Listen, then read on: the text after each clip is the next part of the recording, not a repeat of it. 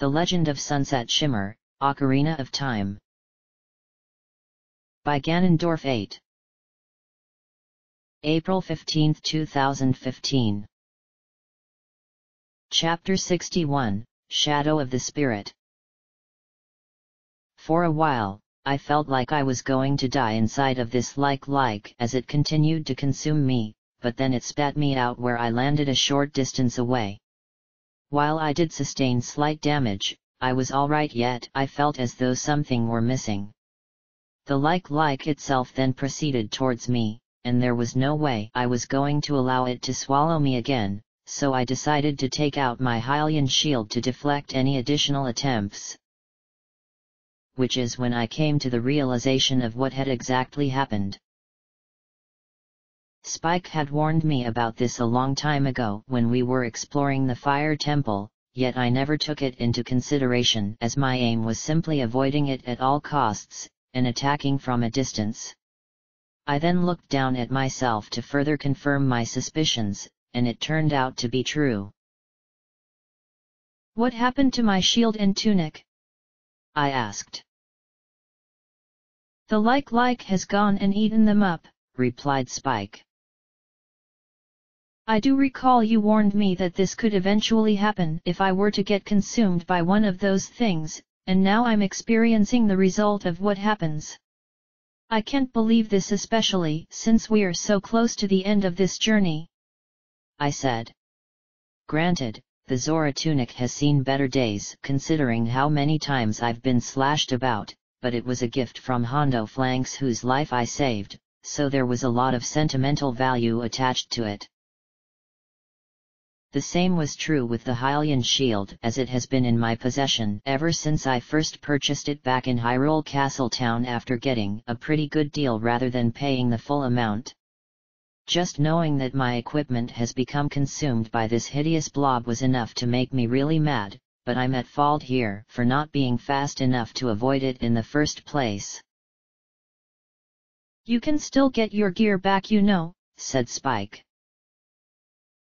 "And how do I do that?" I asked. "Even though the like has stolen your shield and tunic, it needs time to be able to digest them properly, so if you can defeat it as fast as possible, there is a chance it will drop what was stolen. It will have a foul smell, but it's better than losing the equipment for good. I'm guessing that you intend on going all out against it, so that would mean you transforming just to prove a point? If the answer is yes, then I hope you don't go and overdo it," replied Spike.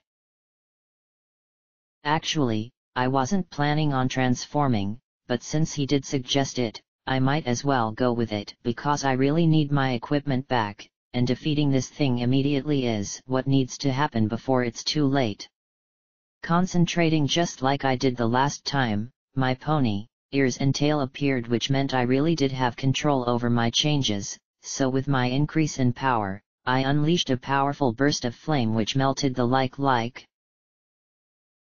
"Was that a little too much?" I asked. "If you were trying to alert those witches that you're in the Spirit Temple again, then my answer is yes," replied Spike. "They most likely know we're here, Spike, but I'm guessing they're shocked at sensing a sudden power surge. I didn't really go overboard with using my magic, as what I used was still seen as rather weak, yet it did look and feel stronger than what I usually use. What's important is that my shield and tunic did not get digested or burn away to ashes because of my magic," I said. "If you did accidentally destroy your equipment, I suppose your only option would be to go to the bazaar at Kakariko Village and purchase a new shield, and then travel all the way to Zora's domain in order to get a new Zora tunic from the Zora shop, as I doubt King Zora will give you another one. It will cost 80 rupees to get a replacement shield, but no discount this time around, and it will cost 300 rupees to get a replacement tunic because of the materials that are used," said Spike. At first it didn't bother me because he mentioned 80 rupees, but then my heart sank when he brought up how expensive it can be to purchase a new Zora tunic. While I can easily afford a new tunic, spending 300 rupees will put a serious dent into my wallet. I need that money for potions, and finding rupees is becoming more difficult as I progress through this journey. I then turned my attention to where the like had melted away, and my eyes widened with excitement because lying in a heap on the floor was both my Hylian shield and Zora tunic. How about that? I didn't destroy either piece of equipment with my magic, I said.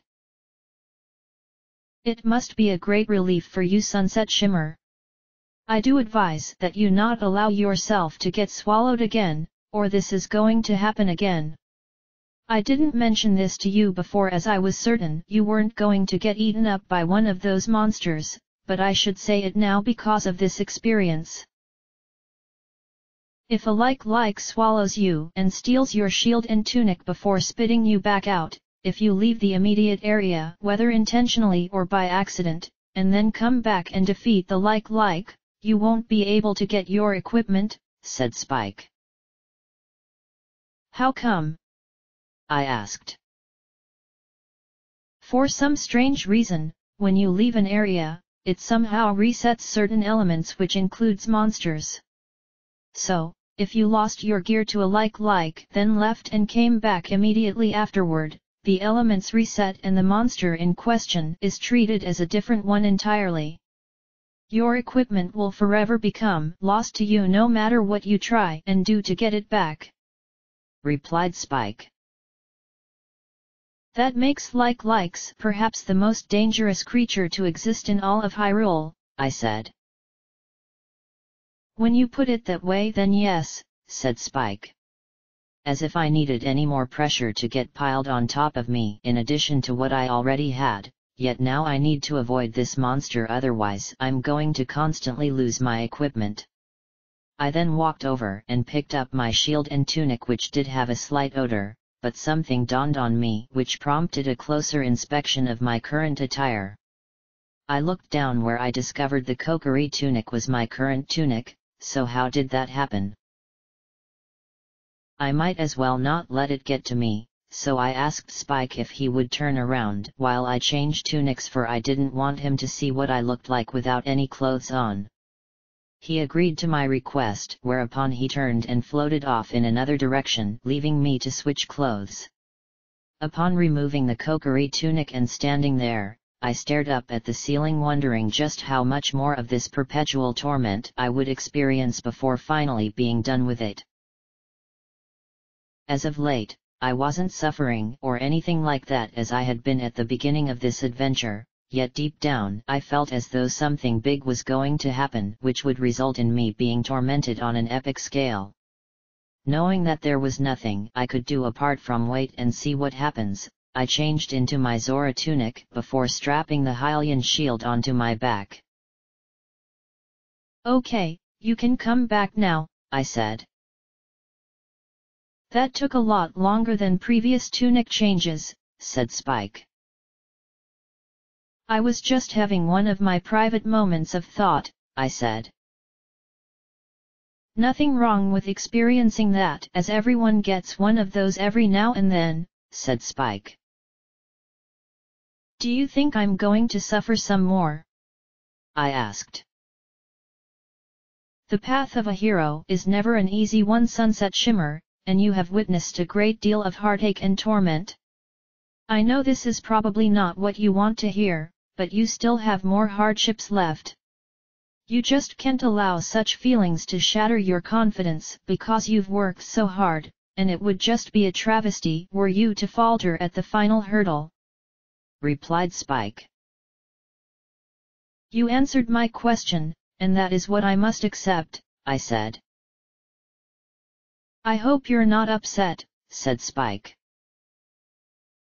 No, it's to be expected given what I've witnessed, yet you told me the honest truth, and for that I appreciate it, I said. I'm glad Spike decided to be honest with me instead of pretending to make me feel better. Rainbow Dash's fate is one such suffering I'm still going through because I could have done something to save her back then, and I still have to deal with Ganondorf.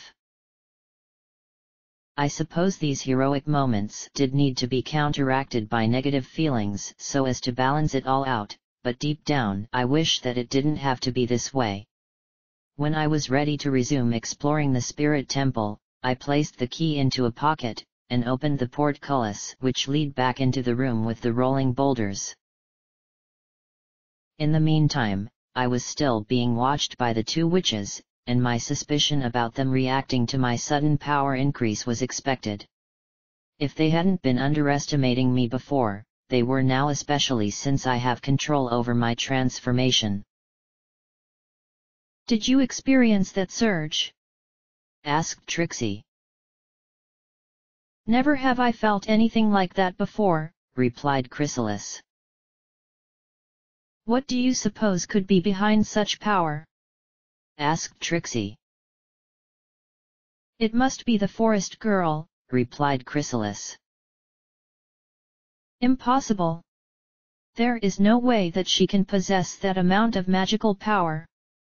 We have been studying her for the last 7 years, and came to the conclusion that she was no match for us or the great Ganondorf, said Trixie. Have you forgotten about her ability to transform in a similar manner to what you and I are capable of? She is able to become stronger in both strength and magical prowess by gaining the ears and tail of a pony, yet despite the ridiculous notion in becoming part horse, this cosmetic alteration belies the fact she has a tremendous power inside of her. It's one which not only exceeds our own power, but also equals that of the great Ganondorf. He has already experienced this other form of the forest girl back when he was on the verge of claiming the Triforce, and since then it became apparent she had trouble maintaining control of this power, said Chrysalis. Yes, I remember this information now, said Trixie. She would lose control of her emotions, which resulted in a psychotic transformed state, said Chrysalis. With that kind of emotional breakdown, her power was left unchecked, and only those who were able to match up to that power were able to hold their own until she was forced to revert back to her weaker self. However, judging from what we just experienced coming from the lower level, the girl has somehow gained complete control, said Trixie. If she has control over this other form, it will no doubt cause problems for the great Ganondorf, said Chrysalis. Correct, so we now must double our efforts even more, said Trixie. I am not certain if our combined power will be enough to kill this forest girl given how she has been defying all expectations since the beginning. I hate to say it, but this girl just cannot be stopped at the rate she is going, said Chrysalis. Then perhaps we have no choice but to ask for some assistance, said Trixie. Do you suggest asking the great Ganondorf? Asked Chrysalis. No. If he were to learn that all of this had happened because we didn't take of the girl 7 years ago, he would have no further use for us, and we'll both wind up being killed as a result of being deemed worthless in his eyes. Already does he question our efforts to get things done, and for that we can't afford to turn to him for help, which means we have to rely on the she-demon, replied Trixie. This bodes ill for the both of us, sighed Chrysalis. It is perhaps the one thing I would never want to consider, but because the situation has become worse given the girl has now mastered her stronger form, we are at a point where we must rely on extreme measures. The she-demon is just as powerful as she is, or perhaps even stronger, so we need to use her in order to do away with this child once and for all. Of course, the logical way to approach this would be to expect the girl to be weakened as a result of battling against the dark version of herself. It really doesn't matter whether she destroys that accursed demon or not. Either she is killed by her other self, or we kill her due to being exhausted from killing the she-demon. Either result shall benefit us greatly, and in the grand scheme of things, the great Ganondorf's reign carries on without end," said Trixie. "That would mean convincing the she-demon to fight on our behalf," said Chrysalis. "We don't need to do anything given how she is going to engage her other self regardless," laughed Trixie. "I see where you're going with this. That demon will carry out our wishes without even realizing it, and all we need to do is watch them destroy one another, or at the very least witness the forest girl suffer so much pain and anguish that we can finish her off, and not have to rely on the true depths of our power. However, we must not forget and ignore her inner power. You know the one I speak of, right? What the great Ganondorf desires from her," said Chrysalis. "You don't think that will play a factor, do you?" asked Trixie. "I have no doubt in my mind about how it has often given her the strength to overcome even the most dire of odds, and yet she is completely unaware of possessing it in the first place. Ever since the great Ganondorf laid his hands upon the Triforce, I did suspect something was amiss because he always kept mumbling to himself about how he needed to get the other powers to gain complete mastery. For a long time, I just assumed he said that figuratively, but now I believe there was a much deeper meaning behind it. Could it be that one essence of the Triforce has somehow found its way to the forest girl? It would explain where she had gotten so much courage ever since awakening from her 7-year slumber. Before she was sealed away, her actions were seen as reluctant, and not wanting to accept her destiny," replied Chrysalis. "And now she desires nothing more than to awaken the sages," said Trixie. "Such a sudden change in thinking just doesn't happen overnight," said Chrysalis. "If the girl does have one of the essences, and figures out how to tap into it, combined with her transformation, she could have the potential to conquer this world on her own were she to consider it. For such a young child, her potential is near limitless. I suggest that we prepare our special guardian, for I am certain it will be needed," suggested Trixie. "Yes, for the girl must not be underestimated again," said Chrysalis. The room with the rolling boulders once again caused me trouble, where I found myself being knocked around a few times, and while it wasn't enough to kill me, it was rather inconvenient regardless. Spike told me that if I needed something to heal my wounds, I could go outside where that oasis was, and summon fairies, which I can use my empty bottles to capture them. I didn't think there was a fairy fountain out there, so I needed to find out more, which meant asking Spike as soon as I had a free moment. Such a time would come right away, for when we reached the locked portcullis, I decided to ask my question before continuing further into the temple, otherwise I'm likely to forget. "There is a fairy fountain out in the desert?" I asked.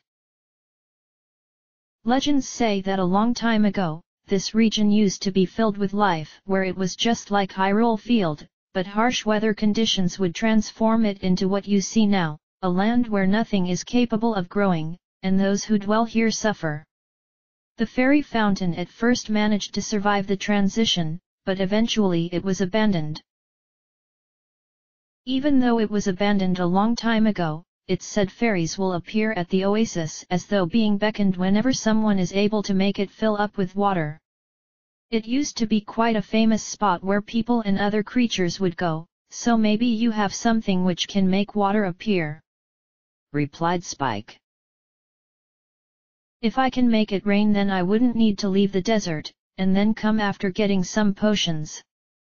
You know, I just realized that I could have used this oasis back in the past, and not risked everything against that iron knuckle which almost killed me," I moaned. "You could have, but you never thought of it," I said. "How was I supposed to know when you didn't say anything?" I asked. "Because you never asked," replied Spike. Then again, I'm not sure if I would have made it to the oasis, seeing as those levers move about, and there are the cold winds which blow about at night which make it even more dangerous. I'm not surprised at you knowing of this ancient fairy fountain, given that you are a fairy yourself, so it would make sense for you to know the location of every fountain that exists in the kingdom, I said. Yes, I do know where all of them are, but that only relates to the regular fountains, said Spike. The way he said it like that made me think that the Great Fairy didn't want her fountains to be known. Plus, Spike never did mention once the locations of the Great Fairy, so that backs up his claim. It made me realize I should have been using them from the beginning, yet I didn't consider it because of being stubborn, and also not being used to Hyrule. If I had been using fairies to heal my wounds, I could have saved so many rupees. I then slapped my head really hard, which made Spike wonder why I just did that, but I told him it was just in reaction to my own incompetence. Deciding to get back down to business, I used the small key and unlocked the portcullis, where I opened it, and entered a narrow room which featured some very fancy torches on the right-hand wall. There were a couple of jars on the floor which looked suspicious, and my fear was that they were enchanted. This room seems too quiet, even though those torches do make it feel brighter, I commented. Do you recall when we were here in the past, you assumed that we had reached a dead end? Asked Spike. Yes, and it turned out that I needed to climb up a very long wall, I replied.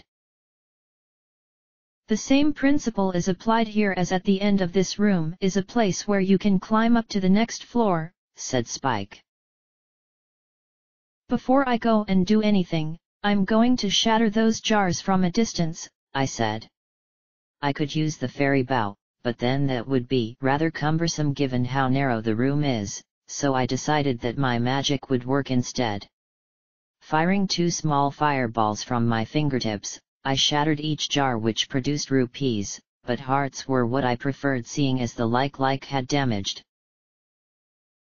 That's when I wished that I hadn't thought about that particular monster, for as I started to walk forward, another one fell down from the ceiling. You've got to be kidding me. Keep away from it unless you want your equipment stolen again, said Spike. I was hoping to never see this thing ever again, and here it is just to torment me even more, I moaned. You don't plan on transforming just to defeat one monster that hasn't even noticed you yet? Asked Spike. That would be a waste, not to mention I don't have much room, so I'm going to use my magic instead, I replied. No matter what decision I chose to use, there was no way another like would swallow me up, and cause me to lose my shield and tunic like what happened earlier. I then blasted it with magic, which defeated it, and when it dissolved away to nothing, it left behind 2 red rupees, which I picked up because I could do with some extra money. Upon making my way over to the wall that I had to climb up, I decided to look upwards, as you never know if something is either on the wall, on the floor above ready to jump down, or something else entirely. The coast was clear by the time I had finished checking, so I began to climb up, which didn't take that long to accomplish given that I still feel good despite the unfortunate incident earlier. When I reached the next floor, I found myself staring at what appeared to be a mirror, yet I assumed it was some kind of statue given the glass was located inside of a snake head statue like the ones at the beginning of the temple. Lining around the wall were a number of sun switches, yet I couldn't push them towards the light. What do you suppose that mirror is used for? I'm guessing those red handles on either side of it will allow you to push it around in a circle, and shine sunlight on all of those sun switches. One of them is bound to unlock the portcullis over there, but the other ones could either provide treasure or traps. There is no way of knowing which switch is correct, so you'll need to shine light on each one until we can continue onwards, replied Spike. According to the dungeon map, there are a couple of chests in here, I said. That means at least 2 sun switches will give you some kind of reward, but that still leaves the other 3, said Spike. Looks like I'm going to have to guess which one unlocks the portcullis, and hopefully get those treasure chests the first 2 times I'm wrong. By the way, what is with that shadow over there on the other side of the mirror? I asked. That's an invisible monster, replied Spike.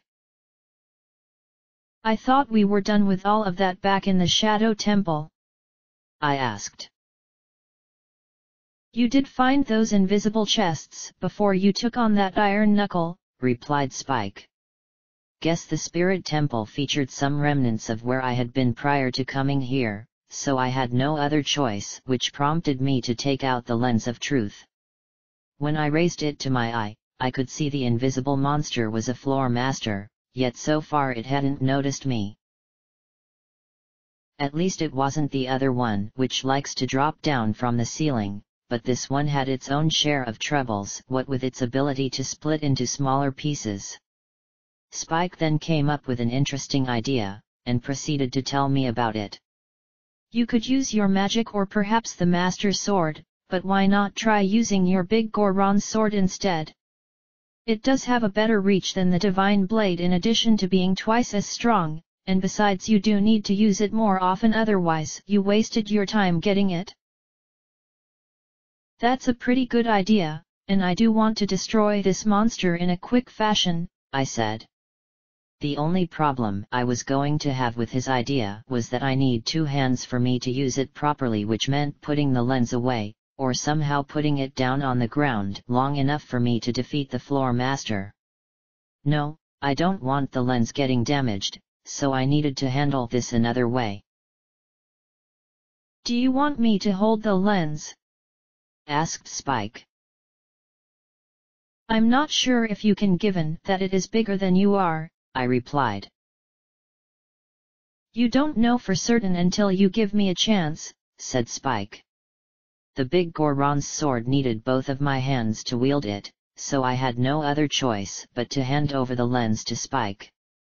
As soon as he was holding it in his hands, he dropped down a great deal before struggling to keep himself flying because of the weight. He can hold it for probably about 20 seconds, so I ran forwards towards the floor master, where I swung the big Goron's sword, which slashed it in half. This ended up destroying it completely without it being able to split into pieces, but I had no time to figure out what happened as I ran back to Spike and caught him just as he started to fall. This sword just obliterated that floor master, I said. I told you that it was twice as powerful as the Master Sword, said Spike. Yet it needs to be held with both hands, which does leave me vulnerable as I can't defend myself from attacks using my shield while holding it, but on another note, there are no additional monsters in this room, so now I can focus on pushing this mirror around until the right sun switch gets activated. I'm guessing that I have the strength to push it without needing the silver gauntlets, but I'll attribute it to them being what makes me capable of doing this, I said. When you push the mirror, it moves around one section at a time, if you know what I mean, said Spike. I think I understand, I said as I walked over to the left side of the mirror. I then grabbed the red handle, and gave it a push, causing the mirror to move around until it came to a stop in front of a sun switch. Light was coming from a hole located above, which shined on the switch, where it burned away, leaving a small treasure chest that dropped down from the ceiling. Wow! I wasn't expecting the switch to just burn up when exposed to sunlight. Do you suppose that will happen when I move the mirror around to the other switches? Most likely, although the real switch will glow and smile, replied Spike. I'm hoping I don't have to shine the sunlight on all 5 switches, I moaned. Grabbing the handle, I pushed the mirror along where it shined light on the second switch, which burned away, causing a second small treasure chest to drop down. While I was tempted to kick open each chest, I had to continue pushing this mirror along, so when the light shined on the third sun switch, its eyes opened wide and it grinned. This was the correct switch, and it cost the portcullis to unlock, yet I was curious to know what was in the two small chests. "Are you going to see what's in them?" asked Spike. "I might as well," I replied. "Be careful as you don't want to succumb to anything due to curiosity," said Spike. "You suspect a trap inside one of the chests?" I asked. "It wouldn't be all that surprising, given those witches will do anything in order to kill you," replied Spike. I should have ignored the chests and moved on to the next room, yet I just couldn't keep myself from seeing what was inside. I kicked open the first chest, which produced a recovery heart, so that wasn't so bad, as I needed a slight pick-me-up especially after the like issue. Then I kicked open the other one, where I was suddenly sprayed with a blast of cold air which froze me on the spot, and when I tried to say something in response, I couldn't, for every part of my body was frozen. "Sunset shimmer!" shouted Spike. I remained stuck like this for about 10 seconds before the ice shattered, and I became free, although I was shivering like crazy. "The cold? Why did I have to experience the cold again? I haven't felt this experience since I got frozen back in the ice cavern," I said. "I did warn you," said Spike. "And now I expect you'll be bragging about it?" I asked. "No, as this is something that I wasn't expecting, so it shows the witches are taking this very seriously. I think the intention was for you to have sustained a lot of damage, and that kicking open that chest while your health was low would have been enough to kill you by freezing you to death. Don't allow this unfortunate experience to stop you from opening chests up, as I'm sure you won't see this happen again for some time," replied Spike. "I have no intention of stopping to open up chests," I said. "Want to warm up using your magic?" asked Spike. "You took the words right out of my mouth," I replied. Sitting down on the floor and concentrating, I then became surrounded by flames which looked like I had set myself on fire, yet that wasn't the case, for my resistance to fire as well as my affinity towards it will prevent me from succumbing. I chose to sat there for a few minutes as that spray was really cold, and I didn't want to start sneezing as a result.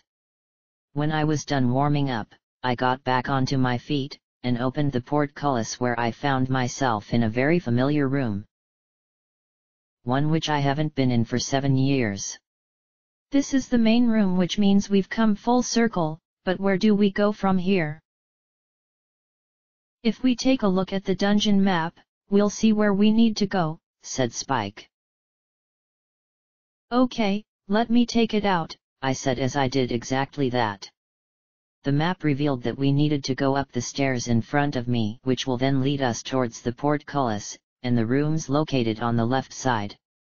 It was essentially a mirror image, aside from the fact that going left will lead to a chamber where we can climb up even further, and reach the highest level.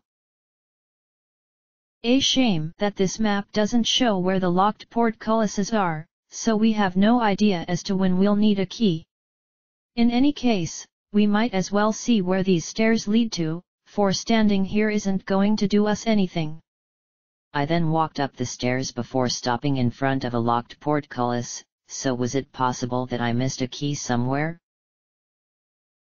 "The key we need should be in this area," said Spike. "We could have missed it earlier," I suggested. "No, you've opened up every possible treasure chest that we have encountered so far in the temple, so the chances of missing one is 0, but it does mean we need to do some quick searching to find what we need," said Spike. "When we were on the other side, I thought that the hands of this desert goddess would give me a reward. I mean, Fluttershy did say I needed to fulfill her obligations, but so far we've only been to do this outside where we found the silver gauntlets," I said.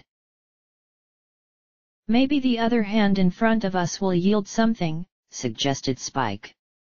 Turning my attention towards the left hand of the desert goddess, I could see the crest of the Triforce on it, which indicated that playing Twilight's Lullaby would do something, but then some kind of dark aura near where we found the dungeon map caught my attention, and I had a sneaking suspicion the she-demon was behind it. "Look down there," I said. "You mean at that dark aura?" asked Spike. "The very same, and I don't need to be told what it means," I replied. "Guess you should investigate it as you can't keep delaying it any longer," said Spike. "Just remember we need to play Twilight's Lullaby on top of the goddess left hand, for I think it will result in us getting the key we need to be able to explore the rooms on the left side of the temple," I said. Rather than run down the stairs and jumping to the lower level from a more safer height, I decided to jump straight away, which did cause me to experience some slight damage, but I shrugged it off as I walked over to the dark aura that belonged to the she-demon. Even though I felt compelled to touch this aura, I held back instead as I suspected I'd get corrupted in some way. The aura then disappeared as though it had never been there, and then silence gripped the entire room. Just the mere thought of it freaked me out, but I needed to stay strong as I must defeat my other self once and for all. Ironically, her voice began to echo out across this area, and I had no clue as to where it was coming from, yet the obvious notion was that she was indeed here. "I've been waiting forever for you to finally come here," said Sunset Demon. "You chose to be cryptic after our previous encounter in the Shadow Temple," I said. "Maybe so, yet you were able to figure it out without much trouble, which I'm glad, otherwise I would still be waiting. I don't want things to be too easy for you, Sunset Shimmer, and if that were the case, then where would the fun be? Speaking of fun, you must be so thrilled over the fact you've managed to gain control of that little transformation of yours." "Yes, I sensed your sudden increase in power, and it was obvious to conclude how it happened. It does make things all the more interesting, as I was afraid that you weren't going to take this seriously, and that is something I'd rather soon avoid," said Sunset Demon. "How do you figure that?" I asked. "When I defeat you for good and claim your life as my very own, I want to be remembered as having done so while you were fighting at your full potential. While you may think of me as being devoid of honor, you'd be completely wrong about that. I'd feel empty and devoid of a true victory should I defeat you without being given a worthy challenge, so I'm grateful that you mastered controlling that transformation just in the nick of time," replied Sunset Demon. I never would have guessed that she had an understanding of honor, for my previous encounters against her indicated that she preferred to use deceitful means with which to kill me. Maybe her experiences have changed her perspective on things, but I couldn't rule out the possibility that this was just a trick designed for me to drop my guard. I didn't notice the dark aura coming from the goddess statue behind me, and peering out of its stomach was the she-demon herself, where she raised her hand as a means of preparing to attack me. Luckily, I could see her shadow overlapping mine, so it was enough for me to jump aside and completely avoid her attempt to inflict a serious wound. "Figures you would try to sneak attack me," I said. "It shows how much you've changed since the Water Temple," said Sunset Demon.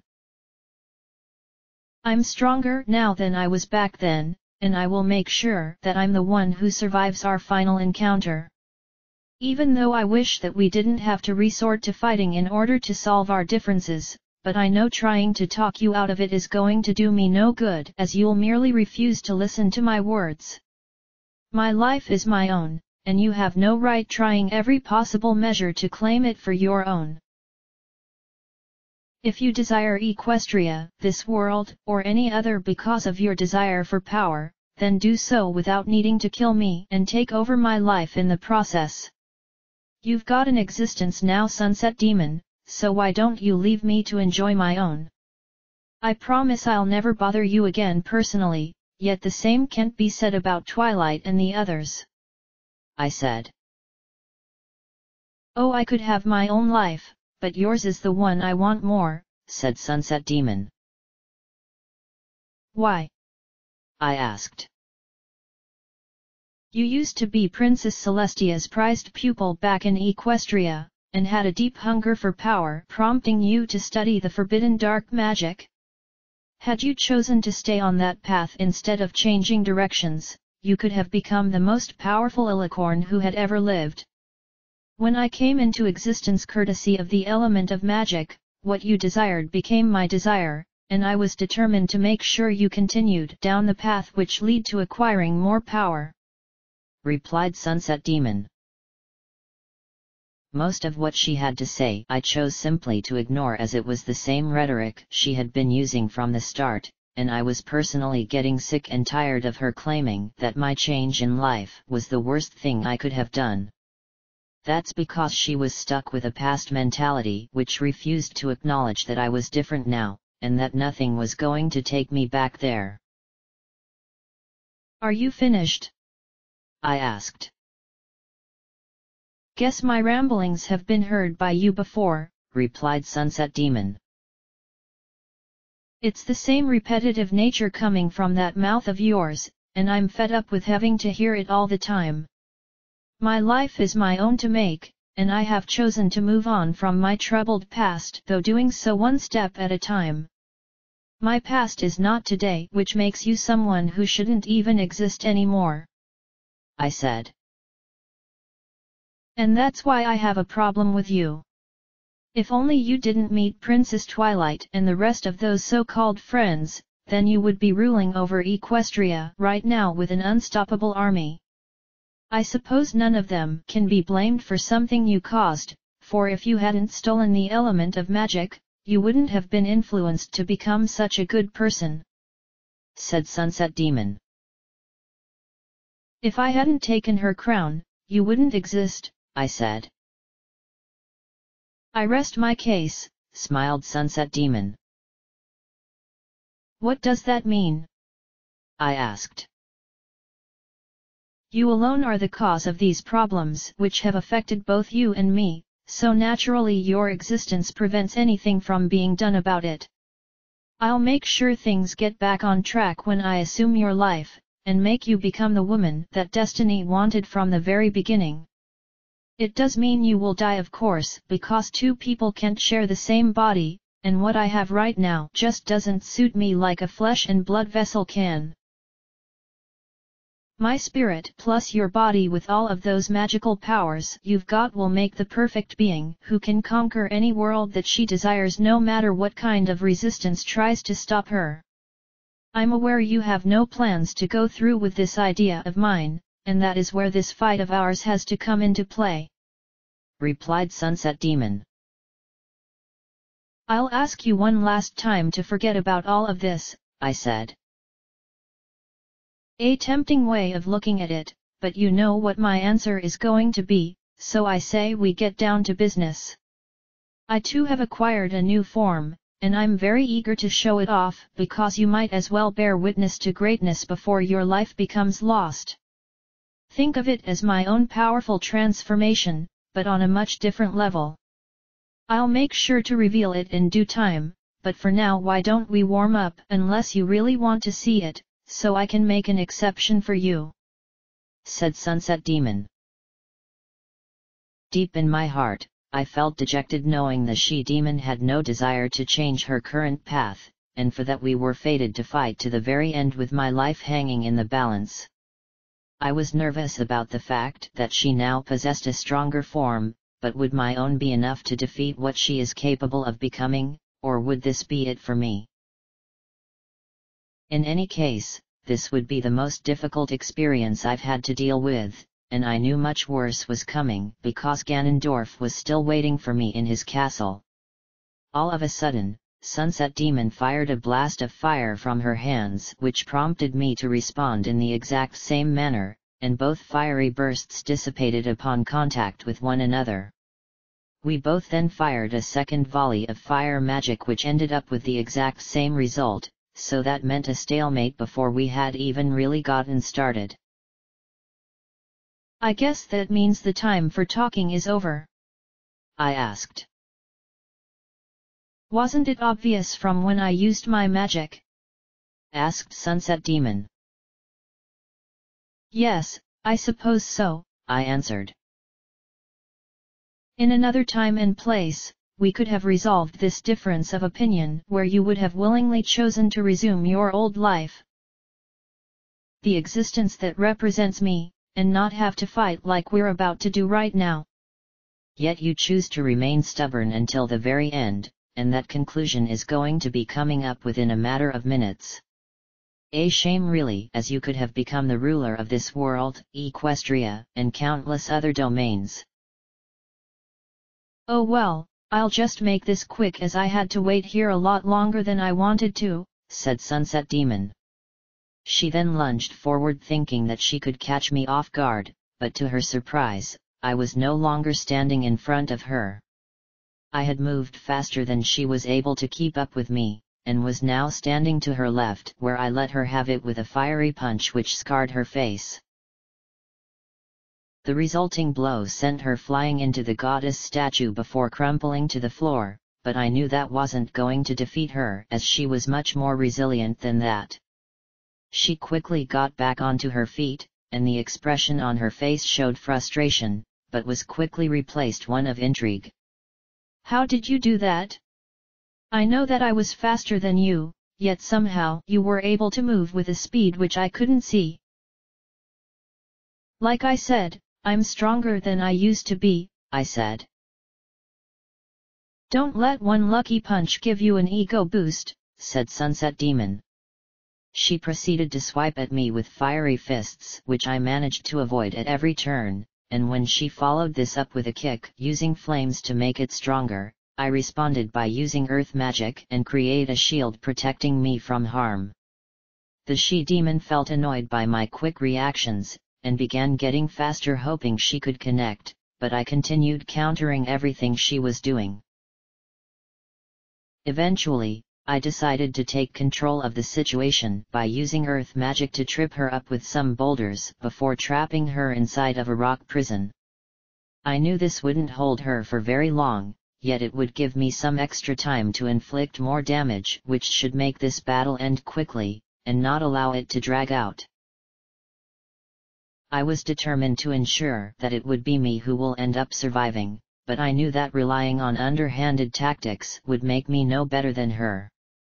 I then used my fire magic on the she-demon by pelting her repeatedly with fireballs non-stop before she broke free of my rocky prison where she looked rather mad. How is it that you're doing this to me? I should be more powerful than you because of the darkness around here, yet you have overpowering me at every turn. Maybe it's because you're not taking this seriously?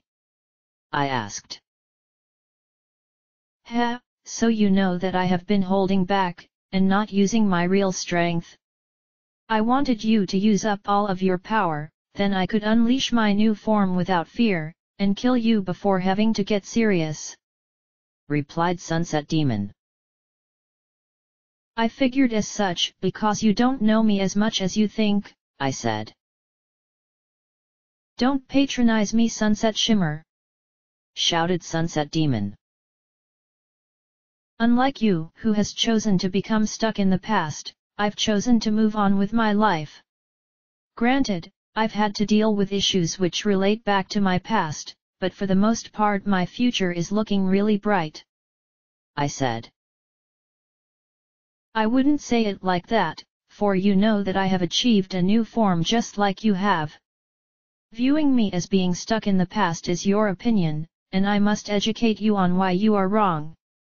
Guess it's time for me to showcase my transformation, and I hope that you respond with your own in kind. It would be much more epic if both of us fight using our strongest forms. said Sunset Demon. There's no way for me to refuse, is there? I asked. Unless you want to die right here and now, then the answer is no, replied Sunset Demon. Yeah, I guess as much, I said as I closed my eyes and concentrated. It didn't take me very long for my pony, ears and tail to appear, and when they revealed themselves, I was ready to defeat the she-demon, yet I knew not to be overconfident. While my strength and magic have increased, I can only maintain this form for a short period, so I'm hoping to get this over with before I end up changing back because of running out of time. Even though I'm like this now, my weapons should still be available to me as before, and would include the new magic spell which I acquired from a dojo outside in the desert.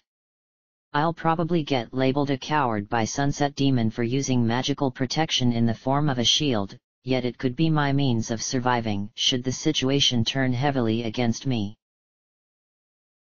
Just looking at you makes me laugh, said Sunset Demon. These ears and tail are a reminder of my connection to Equestria, I said. Equestria, hey?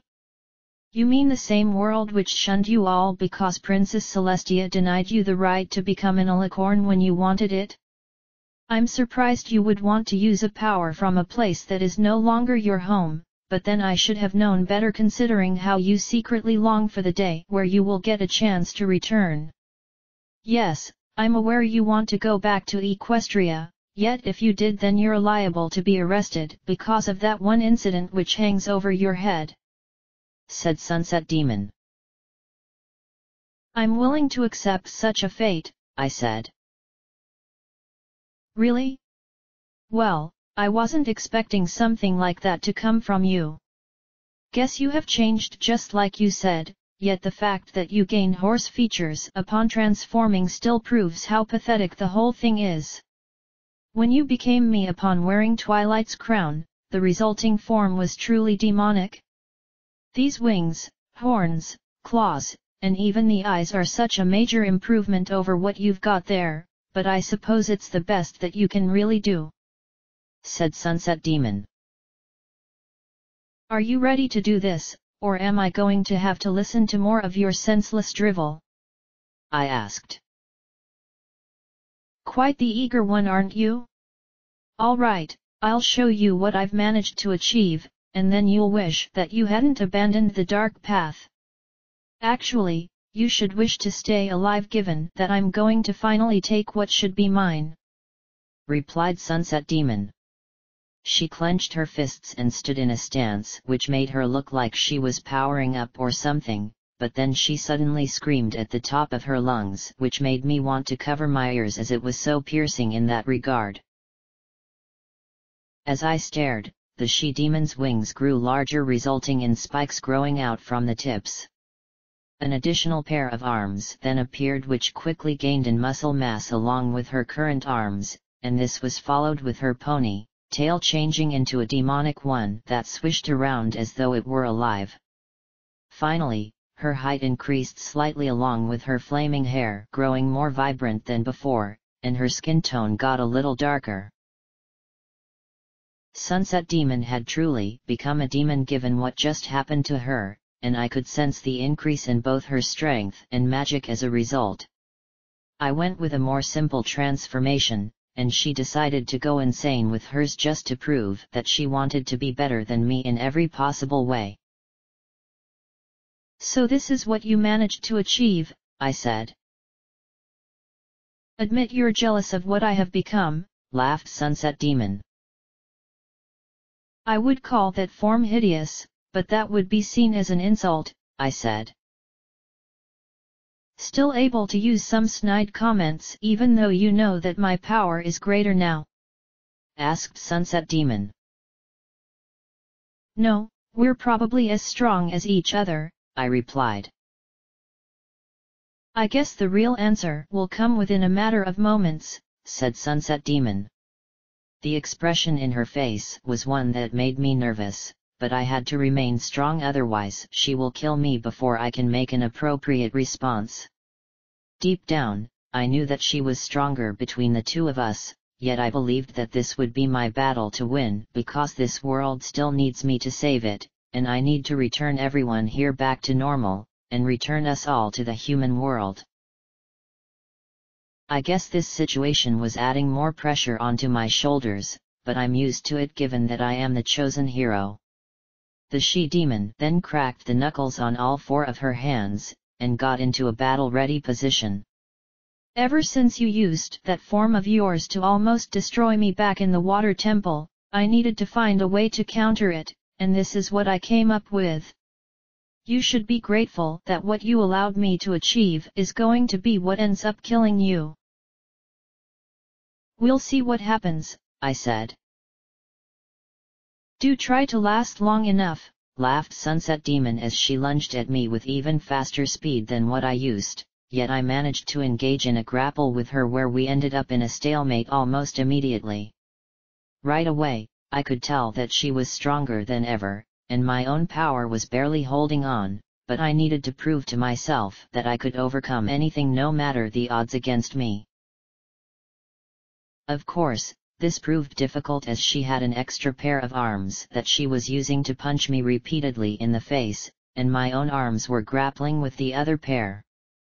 I was forced to take numerous blows, which I saw was a major disadvantage, yet to her this was the greatest experience she had ever felt. I'm impressed that you're holding me back, but you know that you can't keep it up for long. I won't give up, I shouted.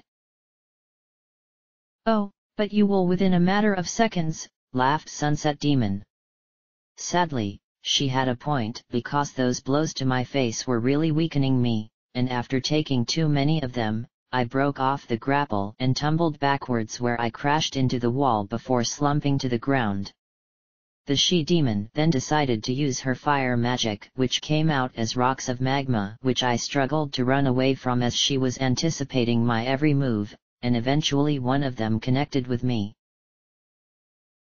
What I was feeling when it came to pain was unprecedented, yet I continued running for I needed to get some distance. You're lasting a lot longer than I expected, Sunset Shimmer, yet this is beginning to get boring for me as all you've been doing is fleeing. I was expecting you to give me a real challenge, yet you've proven to be lacking in that department. I just needed some distance, I said. Of course you did, but that isn't going to help, said Sunset Demon. It could depending on how you look at it, I said.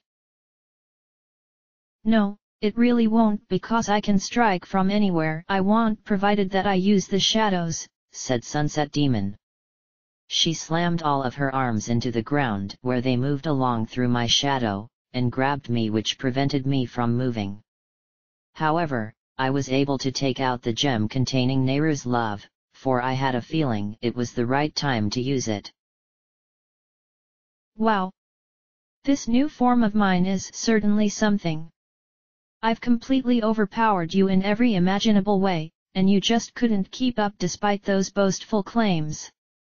Truly have I lived up to the name of Sunset Shimmer because I have proven that power is what you should have gone after instead of choosing friendship. If I had transformed much sooner, I would already be assuming your life right now, but I suppose it was just a slight delay on my part. This isn't over yet, you know, I said. Says the girl who has been ensnared by 4 arms, laughed Sunset Demon. I still have one more trick, I said. Oh please. I know what weapons you have on your person based on our last encounter in the Shadow Temple, and even though you could have used them against me, they wouldn't have really made any kind of difference, said Sunset Demon.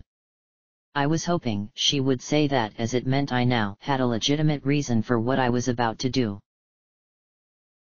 I activated Nehru's love, and despite not performing the necessary poses, the magical shield still surrounded my entire body, which caused the she-demon to let go of me, and her arms suddenly felt tremendous pain. What in the world is this supposed to be? Nehru's love. A defensive spell, I answered. Since when did you get something like that? Asked Sunset Demon. Not too long ago, but the one drawback is I can't use magic while this barrier is active. It lasts only 2 minutes and I am protected from every kind of attack, so you can't do a thing to me until it wears off. I replied. The fact that magic becomes unavailable to you is just too delicious of an irony, laughed Sunset Demon. While that was somewhat true, I was now safer from her attacks for a couple of minutes, so I need to rely on more physical combat if I hope to defeat her for good. I then realized the Master Sword could still be used as it isn't magical, so I drew it from the scabbard, but the she-demon noticed my actions, and kicked the divine blade out of my hand where it slid across to the other side of the room. I remember what happened back at the water temple, and you're not about to repeat those actions. Now that you no longer have a sword in your possession, and those weapons of yours are next to useless against me, I just need to wait for that magical barrier to disappear, and then you will be mine once again. Who says I don't? I asked. You don't have the Master Sword right now, replied Sunset Demon. No, but I do have something that will work just as well, I said. Upon saying that, the she-demon lunged forward wondering what I was talking about, and then I drew out the big Goron's sword and swung it at a very close range. There was no way I could have missed, yet I ended up letting go of the sword where it landed in the same general area as the divine blade. Guess this was meant to happen again given how long it's been since the last time I was clumsy with a weapon.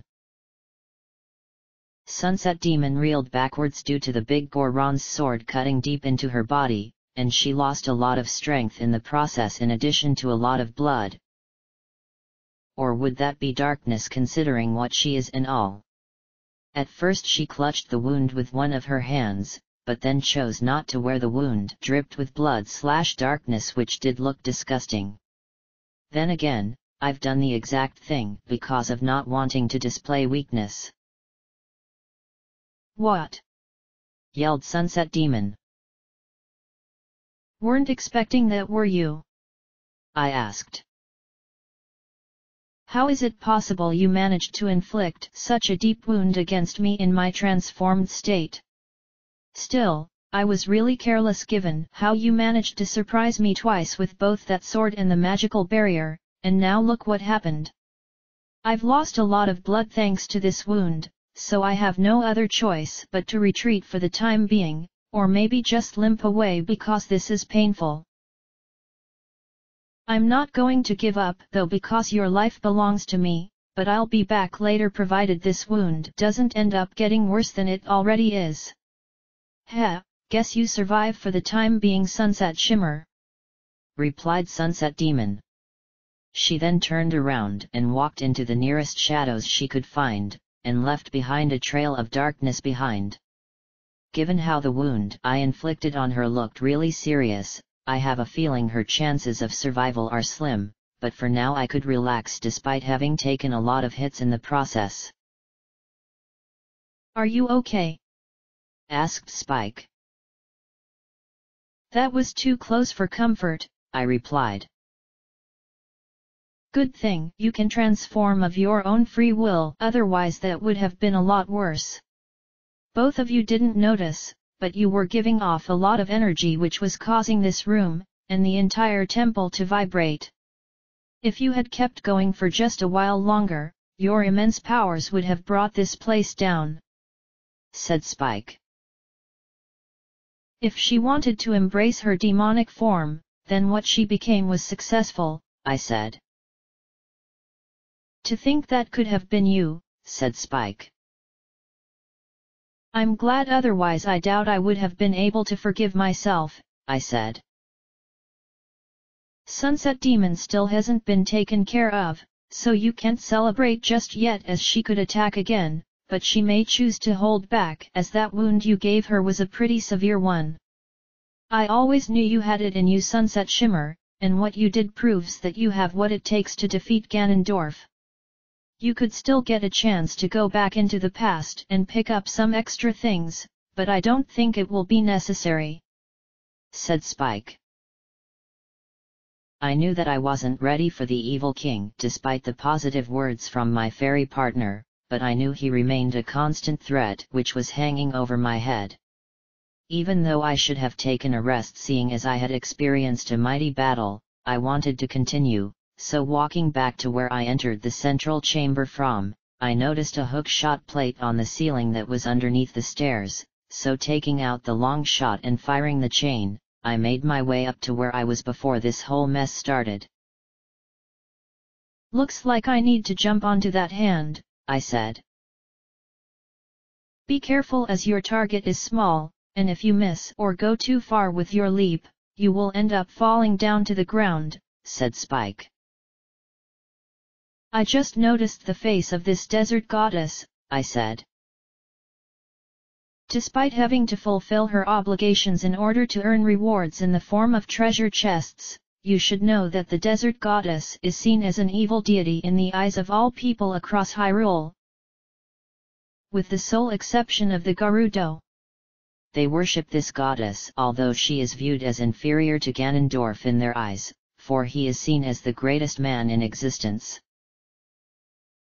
I know Neighboru didn't see it that way given how she saw him as a murderer who desired power above everything else, yet she couldn't do anything about it as their laws state that the lone male must become their king. He was born into the role, and he used it to gain political influence which allowed him to kill the old king as he was granted access to Hyrule Castle," said Spike. "If I can defeat him then peace will return," I said. "Of course you will," said Spike. There was a reason as to why I said if, and that's because I wasn't sure if I could do just that. I won't know for certain until I actually confront the evil king, but the fear of dread was still there even though I did say to Sunset Demon that such notions weren't going to hold me back. Right now, the focus is on jumping to this hand without missing, otherwise I'll get hurt and have to come back up here again. I jumped onto the hand although I did almost overshoot by moving forward upon landing, but least I made it, so now I needed to figure out where the treasure chest will appear. "Once I play Twilight's Lullaby, where do you suppose I'll need to go to find the small key?" I asked. "I'm going to guess and say the other hand of the goddess," replied Spike. "You really think so?" I asked. "Saria did say that the hands will yield rewards, and you are about to perform an obligation for this goddess by playing the song passed down by the royal family because the crest requires it," replied Spike. I couldn't argue about it, so I took out the Ocarina of Time from my pouch, and played Twilight Lullaby, which caused a chest to drop down from the ceiling. It landed on the other hand as expected, which was quite a distance away from where I was standing, yet I did have some methods I could use to reach it. The long shot should be able to reach that chest, so I can pull myself over to it. Or, I could jump onto the hand from the other staircase. In the end, I decided that going with the first option would be my best bet. "Will the chain reach the chest over there?" I asked. "It should be able to," replied Spike. "You don't sound very certain about it," I said. "The long shot's chain goes twice as far as the old one did, but there is still a limit on how far it can go before snapping back. I would suggest standing at the very edge of the goddess hand before firing so that you can connect to the chest," said Spike. It looked like a simple enough distance, but I chose to take his advice, so I inched slowly to the edge, making sure not to go too far. Once I was certain this was as close as I could get without falling off, I fired the long shot's chain, which sailed across the room before smacking into the chest on the other side, and I got pulled along in the process. Once my feet were safely on the hand, I kicked open the chest, and took out a small key which was going to be used for that portcullis back the other way. I really don't like backtracking, I sighed. You'll be doing it a couple of times in this temple before we're done, said Spike. Just like all the others, I moaned. But you got used to it in the end, said Spike. Maybe so, but I still don't appreciate it, I moaned. Jumping down from the hand of the goddess statue, I rolled along the floor as I landed, which caused me to not suffer any damage, and then I made my way back over to where the hook-shot plate was that was located underneath the stairs. From there, I fired the long shot, pulling myself up to the slightly elevated level before walking up the stairs until I was standing in front of the locked portcullis. Before entering the next room, I turned around due to being curious, and I saw what looked like a switch behind me along with another small chest. I had a feeling it contained nothing but a small rupee amount, and that switch probably causes another chest filled with rupees to fall from the ceiling, so I chose to ignore both things and opened the portcullis. This next room was exactly like the one on the opposite side, except it's leading me to the left instead of right. Unlike that room though, there was a BMOS that was looking around for someone to shoot with its laser beam, and I was just such a person who would make a nice target for it. I'm surprised that it hasn't noticed me yet even though I'm so close. It lacks depth perception where it can only see at one angle until it notices something entering its space, and then it will adjust its angle accordingly until whatever was there has been destroyed completely, or has gone out of range where it will resume looking around at its regular angle. Just so you know, a BMOS can only see so far before it gets deemed out of reach. I believe that its range is about 10 meters, which is pretty good, but that should give you an idea as to how far away you need to be if you want to avoid the laser it fires from its eyes, said Spike. Since I was in a safe spot, I took out my bomb bag where I pulled out a bomb, and tossed it at the BMOS where it exploded, leaving behind some more bombs which I picked up. Since there were no more monsters, I opened the portcullis where I entered a room that lacked much in the way of a floor, and instead there were a couple of thin walkways. What kind of chamber is this? I asked. Be careful, Sunset Shimmer, as we're alone in here, replied Spike. Is that the Anubis monster we encountered 7 years ago? I asked. Yes, and there are 3 of them this time in addition to a BMOS to your left.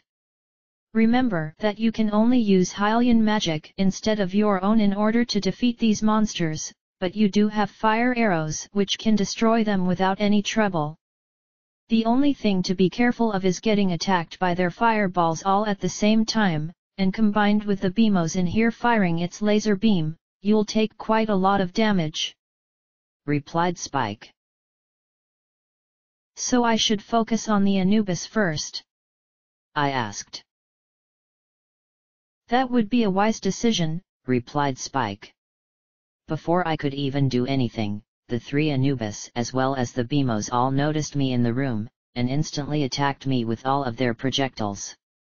Given how close I was to each of them, I've probably got about less than 5 seconds to make some kind of reaction. To be continued. Chapter 62, Shield of the Sun.